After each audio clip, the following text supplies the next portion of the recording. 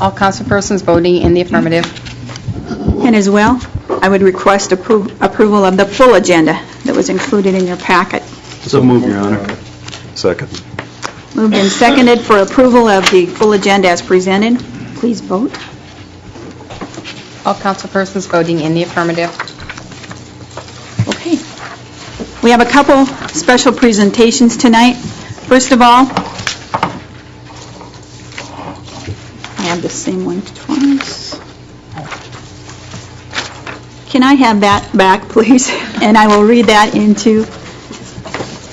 I'll start with Parkinson's Disease Awareness Month. Whereas Parkinson's disease is a progressive disorder of the central nervous system affecting more than 1.5 million people in the United States, and whereas approximately 40,000 new patients will be diagnosed this year, with 10 to 20% of them being under the age of 50, and whereas the state of Nebraska leads the world in Parkinson's disease per capita, and whereas the American Parkinson's Disease Association Incorporated, founded in 1961, has sought to ease the burden and find a cure for this disease through research, patient and family services, education, and sponsorship of 63 chapters, 57 information and referral centers, and 800 support groups throughout the United States. And whereas the world, nation, state, and the city of Norfolk observed Parkinson's Disease Awareness Month in April 2010, and whereas the city of Norfolk recognizes the efforts of the local Parkinson's support group as well as the Nebraska chapter and information and referral center to raise funds and promote awareness to fight Parkinson's disease, thereby improving the quality of life for those living with the disease. Now therefore, I, Sue Fookman, Mayor of the City of Norfolk, Nebraska, do hereby proclaim the month of April 2010 as Parkinson's Disease Awareness Month, and hereby encourage citizens of our community to give recognition and honor to those who work with the American Parkinson's Disease Association Incorporated. Is there anyone in the audience this evening here to receive the...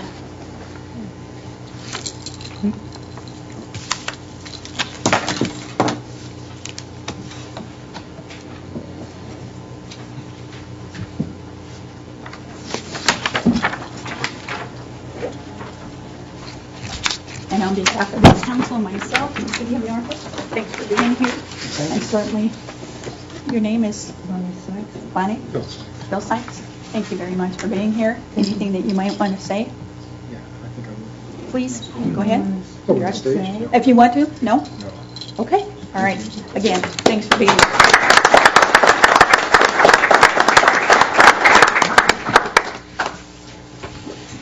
The second proclamation we have tonight is for Child Abuse Prevention Month.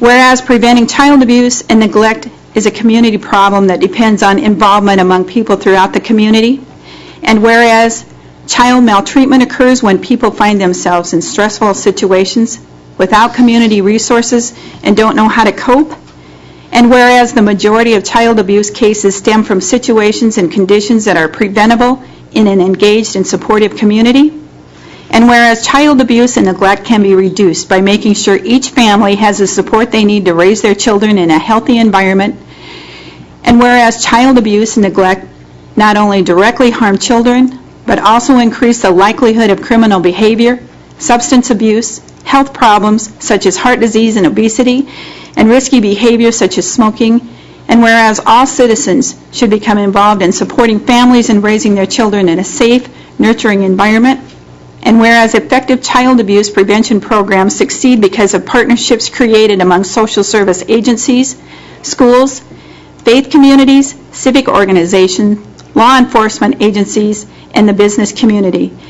Now therefore, I, Sue Fookman, Mayor of the City of Norfolk, by the power vested in me, do hereby proclaim April as Child Abuse Prevention Month in Norfolk and the surrounding area, and call upon all citizens, community agencies, religious organizations, medical facilities, and businesses to increase their participation in our efforts to prevent child abuse, thereby strengthening the communities in which we live. I know we have a group of you that are here present tonight. I will ask, why don't each of you come forward and at least express to us the agency that you're here representing?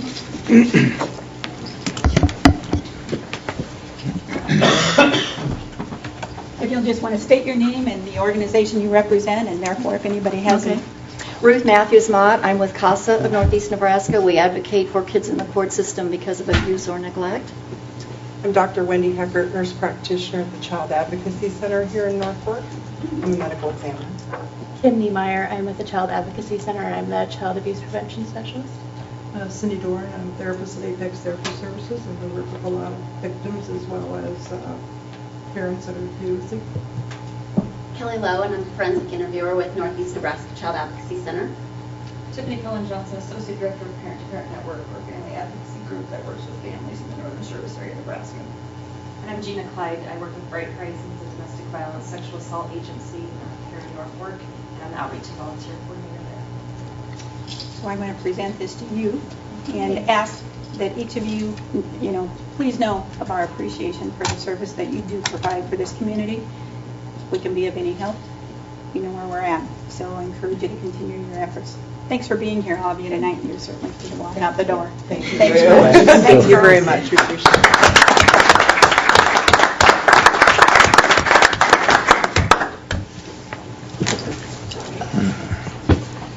Okay, and with that, we'll move on to the regular agenda, looking at consideration of an agreement between the city and Thomas E. and Sherry Dover to trade ownership of property. I would look for discussion on this, Mr. I Smith. move approval of the agreement. Second. This agreement involves a land swap between two parcels of property. City of Norfolk owns a lot at the corner of 31st and Dover Drive next to the Wyndham Hills addition. It's kind of a triangular shaped lot that's going to be difficult to build on, and it has a better function for access into the Wyndham Hills addition. The Dovers own a triangular piece of property adjacent next to the railroad, just on the east side of the railroad in the Spruce and Oak Street area. It's totally unbuildable for the Dovers, so just seemed practical that those two pieces of property would be better in the other party's hands. So we're doing an even up swap for that. We get a piece of right-of-way we need for Spruce Avenue, and then put the rest of the property with the other property that we've acquired over there that will allow it to function as usable property next to the relocated Oak Street. Would recommend approval, and we'll answer any questions that anyone might have. Okay. The consideration of the agreement, as Mr. Smith has spoke, is up for approval. Any further discussion anyone else that wants to add to or ask questions of? Seems like a win-win situation to me, but Hearing no further discussion then, I would ask for your vote, please. All councilpersons voting in the affirmative. Okay, and then next we'll look at consideration then of ordinance 5107 authorizing the sale of city property described. Again, any further discussion on this at all? No, I just You need a motion here? need to introduce. I'll make the motion. Okay. Second. Motion and a second for consideration. Just implements the agreement you just approved. Okay. Then I'll look for you, Beth, to give us short title. An ordinance of the City of Norfolk, Nebraska to authorize the transfer of city property, to provide the terms of transfer and authorize the mayor to execute and deliver a quitclaim deed to the property, to provide for a remonstrance to said transfer as provided by law, to provide when this ordinance shall be in full force and effect, and to provide for publication of this ordinance in pamphlet form. Okay. With that, I would ask for your vote. All councilpersons voting in the affirmative, ordinance 5107 carries on first reading. Your Honor, I move that we suspend the rules and pass ordinance 5107 on second and third. Second that, Your Honor. Okay, there's a motion and a second to suspend on second and third reading. If you will please. For some reason, I was thinking we couldn't sell property. I thought there was a 30-day waiting period or something like that. Yeah. That's after it's passed. That annexations are done Okay. for different reasons. Okay. Once this ordinance is passed, there's a required statutory publication, and then 30 days has to pass, so before it can actually be...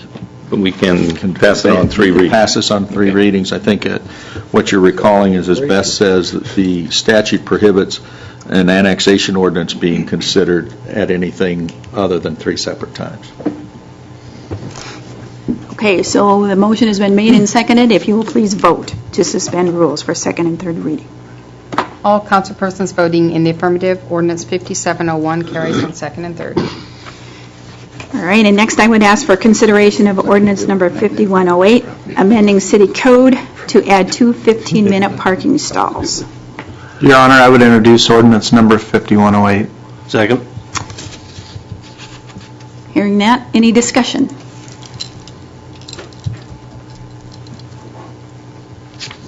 Seeing our Chief, anything we need to add to this at all?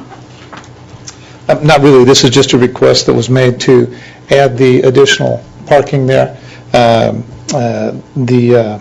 believe that's going to be, I have to look back here, the new school that's moving in there is going to be needing some additional parking there as far as picking up and dropping off kids, and so they asked to have the additional parking restrictions placed there just to facilitate that.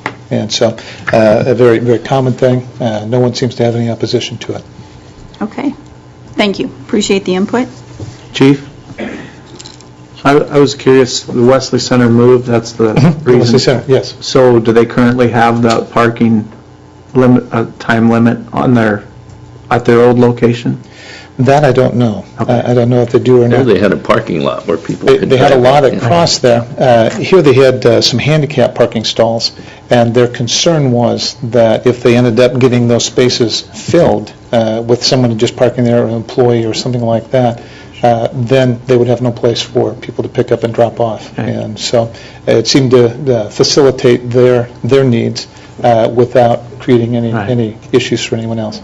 Mike, I was just curious if we're creating 2 new ones and they have moved, if they currently have that parking restriction at their current location, maybe we could eliminate those. We can certainly check that. Okay. Okay, anything else, council? If not, I would ask for a short title. An ordinance of the City of Norfolk, Nebraska to amend